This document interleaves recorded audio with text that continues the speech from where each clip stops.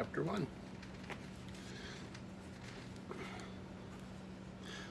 A confluence of paths. Two roads diverged in the middle of my life. I heard a wise man say, I took the road less traveled by, and that's made the difference every night and every day. Larry Norman, with apologies to Robert Frost. March unleashed a torrent of rainfall after an abnormally dry winter. A cold front out of Canada then descended and was held in place by a swirling wind that roared down the gorge from eastern Oregon. Although spring was surely just around the corner, the lowercase god of winter was not about to relinquish its hard-won dominion without a tussle. There was a new blanket of new snow in the Cascades, and rain was now freezing on impact with the frigid ground outside the house. Enough reason for Mac to snuggle up with a book and a hot cider and wrap up in the warmth of a crackling fire. But instead, he spent the better part of the morning telecommuting into his downtown desktop. Sitting comfortably in his home office wearing pajama pants and a t-shirt, he made his sales calls mostly to the East Coast. He paused frequently, listening to the sound of crystalline rain tingling off his window and watching the snow but steady accumulation of frozen ice thickening on everything outside.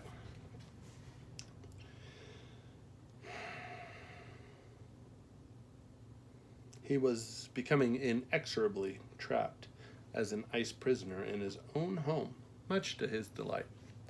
There's something joyful about storms that interrupt routine. Snow or freezing rain suddenly releases you from expectations, performance demands, and the tyranny of appointments and schedules. And unlike illness, it's largely a corporate rather than individual experience.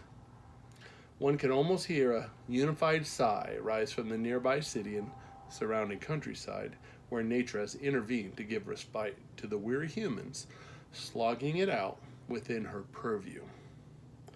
All those affected this way are united by a mutual excuse, and the heart is suddenly and unexpectedly a little giddy. There will be no apologies needed for not showing up to some commitment or other. Everyone understands and shares in this singular justification, and the sudden alleviation of the pressure to produce makes the heart merry. Of course, it is true that storms interrupt business, and while a few companies make a bit extra, some companies lose money, meaning there are those who find no joy when everything shuts down temporarily, and they can't blame anyone for their loss of production or for not being able to make it to the office, even if it's hardly more than a day or two. Somehow each person feels like the master of his or her own world, simply because those little droplets of water freeze as they hit the ground. Even commonplace activities become extraordinary. Routine choices become adventures and are often experienced with a sense of heightened clarity. Late in the afternoon, Mac bundled up and headed outdoors to struggle the 100 or so yards down the long driveway to the mailbox. The ice had magically turned this simple, everyday task into a foray against the elements, the raising of his fist in opposition to the brute power of nature, and in an act of defiance, laughing in its face. The fact that no one would notice or care mattered little to him. Just the thought made him smile inside. The icy rain pellets stung his cheeks and hands as he carefully worked his way up and down the slight undulations of the driveway. He looked, he supposed, like a drunken sailor gingerly heading toward the next watering hole. When you face the force of an ice storm, you don't exactly walk boldly forward in a show of unbridled confidence. Bluster will get you battered. Mac had to get up off his knees twice before he was finally hugging the mailbox like some long-lost friend. He paused to take in the beauty of a world engulfed in crystal. Everything reflected light and contributed to the heightened brilliance of the late afternoon. The trees in the neighbor's field had all donned translucent mantles, and each now stood unique, but unified in their presentation. It was a glorious world and for a brief moment its blazing splendor almost lifted, even if only for a few seconds, the great sadness from Mac's shoulders. It took almost a minute to knock off the ice that had already sealed shut the door of the mailbox. The reward for his efforts was a single envelope with only his first name typewritten on the outside. No stamp, no postmark, and no return address. Curious, he tore the end off the envelope, which was no easy task with fingers beginning to stiffen from the cold.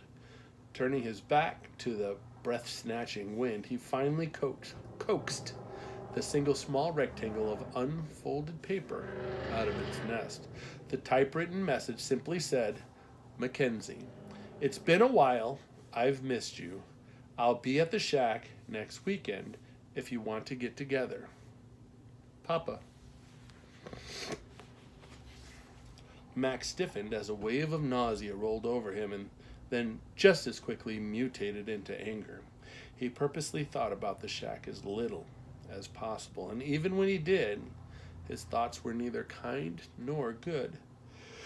If this was someone's idea of a bad joke, they had truly outdone themselves, and to sign it Papa just made it all the more horrifying.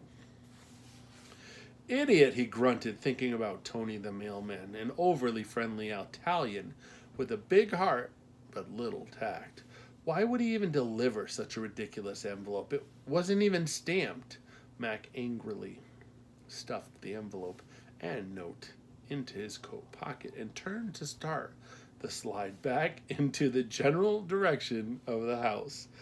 Buffeting gusts of wind, which had initially slowed him, now shortened the time it took to traverse the mini glacier that was thickening beneath his feet. He was doing just fine, thank you, until he reached that place in the driveway that sloped a little downward and to the left.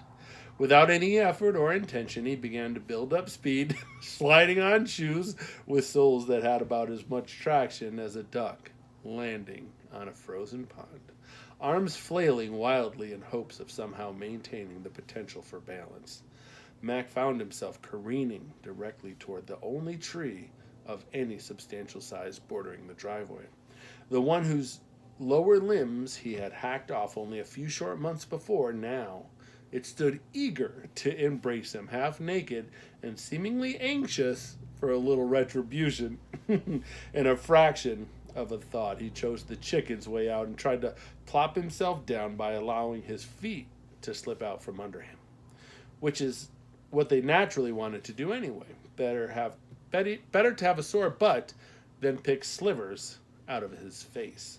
But the adrenaline rush caused him to overcompensate, and in slow motion, Mac watched his feet rise up in front of him as if jerked up by some jungle trap. He hit hard back of the head first and skidded to a heap at the base of the shimmering tree, which seemed to stand over him with a smug look mixed with disgust and not a little disappointment. The world went momentarily blacker, so it seemed. He lay there dazed and staring up into the sky, squinting as the icy precipitation rapidly cooled his flushed face. For a fleeting pause, everything felt oddly warm and peaceful, his ire momentarily knocked out by the impact. "Now who's the idiot?" he muttered to himself, hoping that no one had been watching. Cold was creeping quickly through his coat and sweater, and Mac knew the ice rain that was both melting and freezing beneath him would soon become a major discomfort. Groaning and feeling like a much older man, he rolled onto his hands and knees. It was then that he saw the bright red skid mark tracking his journey from point of impact to final destination. As if birthed by the sudden awareness of his injury, a dull pounding began crawling up the back of his head. Instinctively, he reached for the source of the drumbeat and brought his hand away, bloody. With rough ice and sharp gravel gouging his hands and knees, Mac half crawled and half slid until he eventually made it to a level part of the driveway. With not a little effort, he was finally able to stand and gingerly inch his way toward the house, humbled by the powers of ice and gravity. Once inside, Mac methodically shed the layers of outerwear as best he could, his half-frozen fingers responding with as much dexterity as oversized clubs at the ends of his arms. He decided to leave the drizzly, blood-stained mess right where he doffed it in the entryway and retreated painfully to the bathroom to examine his wounds. There was no question that the icy driveway had won. The gash on the back of his head was oozing around a few small pebbles still embedded in his scalp. As he had feared, a significant lump had already formed, emerging like a humpback whale, breaching the wild waves of his thinning hair. Mac found it a difficult chore to patch himself up by trying to see the back of his head using a small handheld mirror that reflected a reverse image of the bathroom mirror.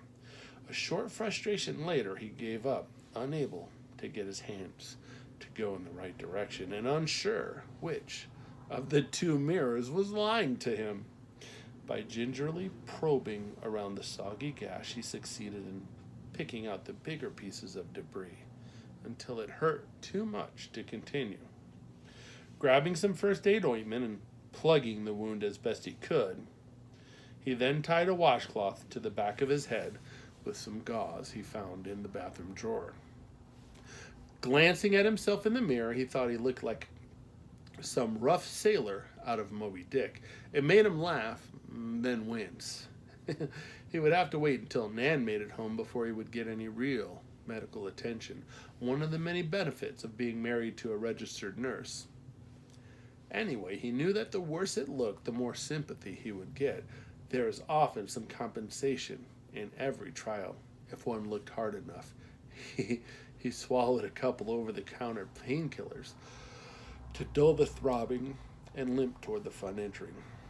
Not for an instant, Mac had forgotten about the note. Rummaging through the pile of wet and bloody clothing, he finally found it in his coat pocket, glanced at it, and then headed back into his office.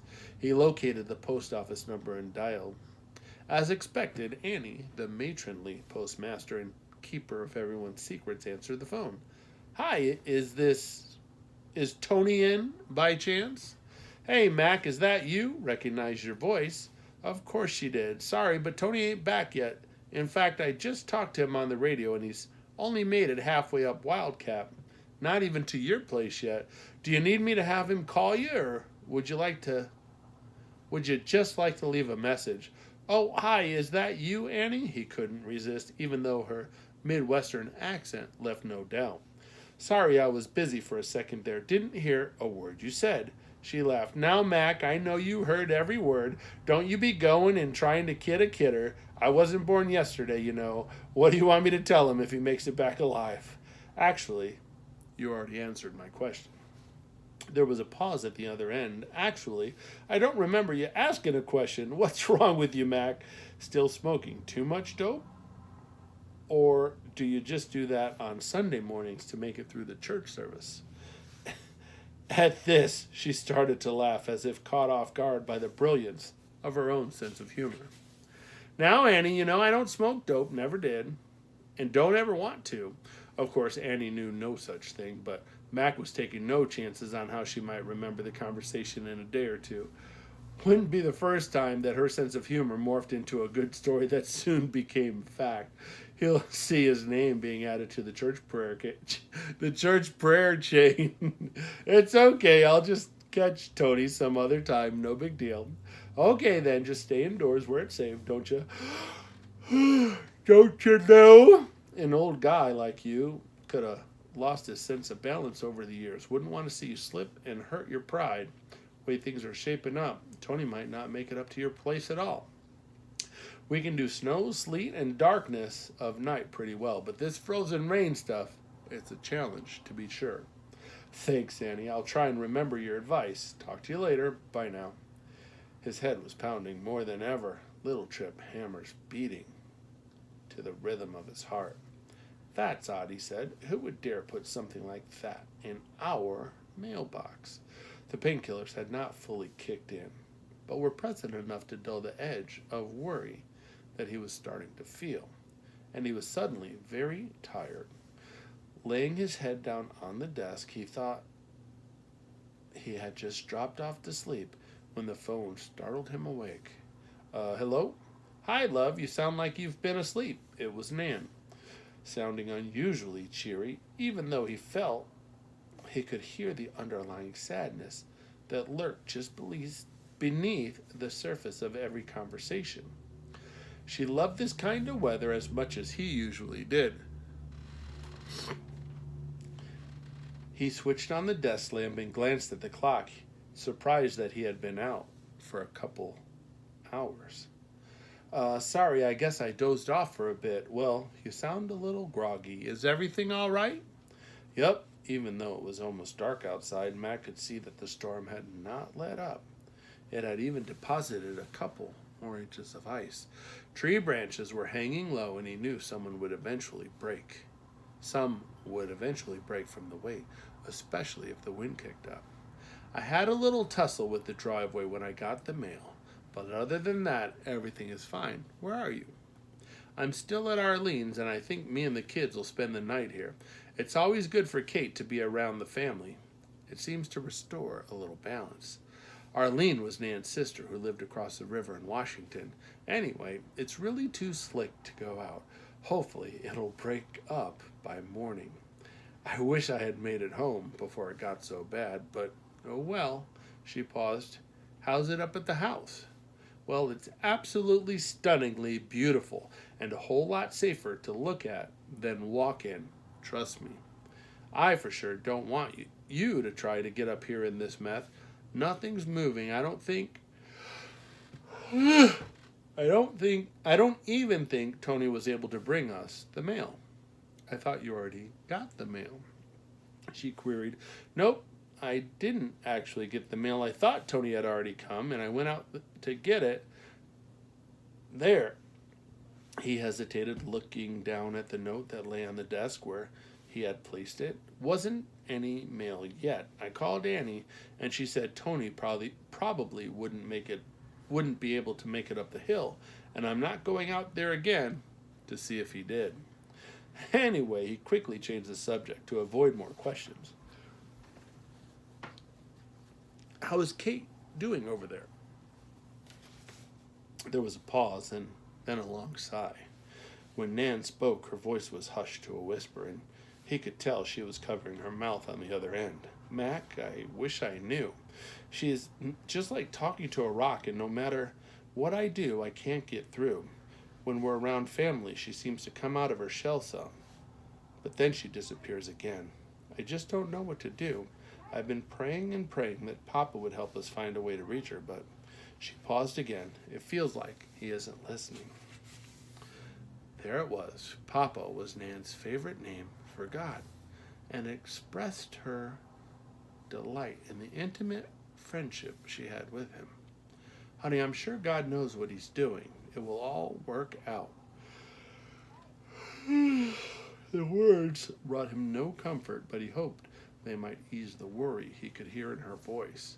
I know, she sighed. I just wish he'd hurry up. Me too, was all Matt could think to say. Well, you and the kids stay put and stay safe. And tell Arlene and Jimmy hi and thank them for me. Hopefully, I will see you tomorrow. Okay, love, I should go and help the others. Everyone's busy looking for candles in case the power goes out. You should probably do the same. There's some above the sink in the basement, and there's leftover stuffed bread dough in the fridge that you can heat up. Are you sure you're okay? Yeah, my pride is hurt more than anything. Well, take it easy. Hopefully we'll see you in the morning. All right, honey. Be safe and call me if you need anything. Bye. Excuse me. It was kind of a dumb thing to say, he thought as he hung up the phone. Kind of a manly dumb thing, as if he could help if they needed anything. Max sat and stared at the note. It was confusing and painful, trying to sort out the swirling cacophony of disturbing emotions and dark images clouding his mind. A million thoughts traveling a million miles an hour. Finally, he gave up, folded the note, slid it into a small tin box he kept on the desk, and switched off the light. Mac managed to find something to heat up in the microwave. Then he grabbed a couple of blankets and pillows and headed for the living room. A quick glance at the clock told him that Bill Moyer's show had just started. A favorite program that he tried never to miss. Moyer was one of a handful of people whom Mac would love to meet. A brilliant and outspoken man, able to express intense compassion for both people and truth with unusual clarity. One of the stories tonight has something to do with oilman Boone Pickens, who was now starting to drill for water, of all things. Almost without thinking and without taking his eyes off the television, Mac reached over to the end table, picked up a photo frame holding a picture of a little girl, and clutched it to his chest. With the other hand, he pulled the blankets up under his chin and hunkered deeper into the sofa. Soon the sounds of gentle snoring filled the air as the media tube turned its attention to a piece on a high school senior in Zimbabwe who had been beaten for speaking out against his government. But Mac had already left the room to wrestle with his dreams. Maybe tonight there would be no nightmares, only visions, perhaps of ice and trees and gravity. Chapter 1, Elfine.